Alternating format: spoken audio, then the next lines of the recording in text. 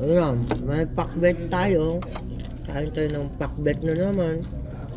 Matagal-tagal na kumain. Wait, ano kumain yun? Ang tagal na hindi ako kumain ng pakbet. Kaya tingnan mo, ang ano niya, yung lechon niya, tingnan mo, ang tunog, ah. Ito.